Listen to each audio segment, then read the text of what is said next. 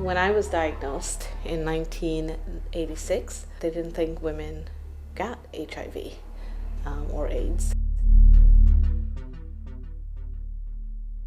It's now the leading cause of death for Black women between the ages of 25 and 34. This is the reason the Women's Collective exists and why we must be here. One of the unique things about the Women's Collective is that we provide services which a lot of people do. Case management, mental health, support group, all of those services. The thing that I think we do that's unique and different is in between all of those services, we provide lots of nurturing, self-esteem building, empowerment, so that women feel worthy and good about themselves. We do our best to make it a safe space, a loving space. If it doesn't work out. We have three arms to the agency. We have the care side, where we take care of women living with HIV, providing them services.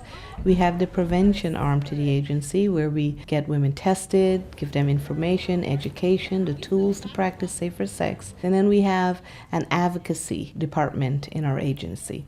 If you're going to talk to a community center, if you're going to talk to a church for the first time, is that this epidemic is now hitting women, and it's hitting women of color. One of the example of our care side would be the coffee house. That's our support group, which actually started the Women's Collective. And I lost my eye, I lost my back, and it's really hard some days just to keep on. The things we have in common, I talk about my own story. I never thought this would happen to me, like most of us. I was married for 10 years, and after the birth of my third child, who was born very sick, and by the time she was about 2.5, my husband began to get very ill. He died on January 1st, New Year's Day, 1987, and 6 months later, I lost my precious daughter, and at the age of 29, discovered that I too had AIDS. I had no T cells, I was 80 pounds, and I was told I had less than 2 years to live. And I looked at our family photograph of 5 of us. We didn't know this was in our household. We didn't know this was anywhere around us. That's my story, but really and truly it's not only my story, it's all of our stories. And you share your pain and you cry with people who are dealing with the very same issues like you.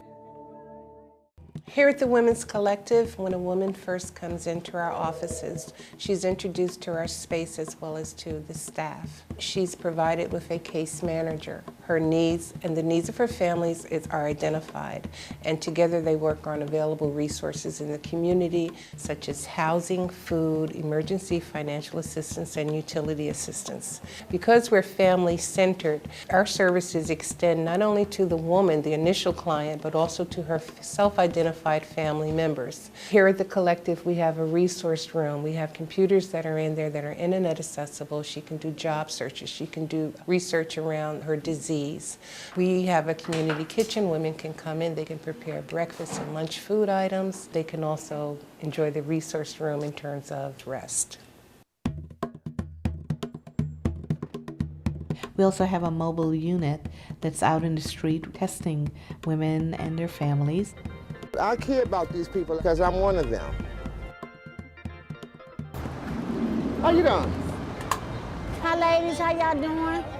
Our testers and our outreach workers are people who are from the community, who are like the community, some of them who are HIV positive. At first when my husband died, I wanted to die, because I felt like, I didn't know whether I gave it to him or he gave it to me, it was like that. And I just wanted to die. By coming to the Collective, with the case manager, I had to learn how to love myself. And that's why I'm so grateful that I'm able to come out and help somebody else, to save their lives. Intertwined between all of that hard work that we do is some fun, wonderful activities that bring joy to the women. For example, Spa Day. It's a day that the organization provide pedicures and massages, facials. The lights are off and the women come in and they're treated very special, like you are worthy. We appreciate you. I founded Women's Collective 6 years ago after finding that I was HIV positive. Now, I'm not only an advocate for myself, but for many other women as well. And if you ask me what the Women's Collective done for me, first, they've given me a voice. Second, they set me on a career path. And thirdly, they've taken away some of the stigma that I place upon myself and that which society has placed upon people who are infected. These are the things that the Women's Collective does, not only for me, but for many other women who walk through our doors.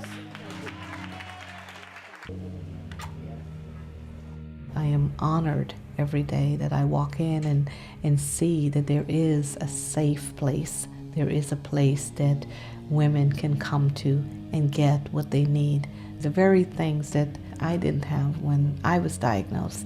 So it gives me great honor and pride to see that there is now some place that as you're diagnosed, you can come to, and we will give you care with love and dignity.